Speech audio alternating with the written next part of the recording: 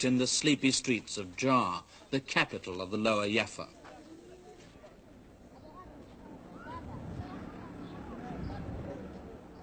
The cotton crop from the 50,000 acres now under cultivation is top quality. It's considered to be as good as the Sudan's and better than Egypt's.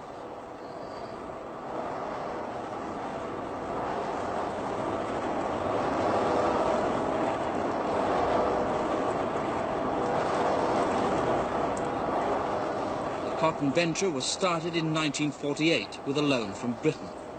The last instalment of the loan repayment is to be paid this week. Most of the 300 workers employed in the factory are from the Yemen. Local people are too busy in the fields preparing and picking the crop. The size of the crop depends on the floods. There is no rainfall. With funds to provide modern methods of irrigation and guarantee water supplies, the expansion of the cotton industry could play a key role in South Arabia's development.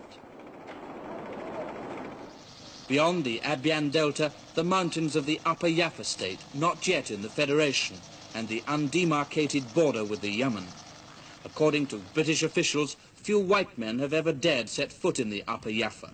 Tribe plots against tribe, and clan makes war against clan.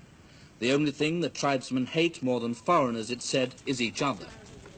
The terrain and the tribesmen on either side of the mountains are less fierce. But here life goes on at a pace and fashion more like the 17th century than the 20th. The streets of Mukeras, the capital village of Audali state, don't echo with shouts of one man, one vote. That's what the menfolk in these states will be getting in 18 months' time. The question of whether or not to give women the vote has still to be decided. But in towns and villages where the windows of houses are made deliberately small to prevent their womenfolk inside being seen, this would be a huge step to take. The status symbol for all tribesmen is a gun, and the standard currency is not cash but ammunition. Ordinary families in the interior have rifles, the better ones have Bren guns, and the top people have bazookas. Partly because of the import of rifles into Aden by the Crown agents, ostensibly for self-defense along the Yemen frontier, intertribal warfare is still deadly. The curse of the blood feud hangs over every village. There is even a specific price list for death.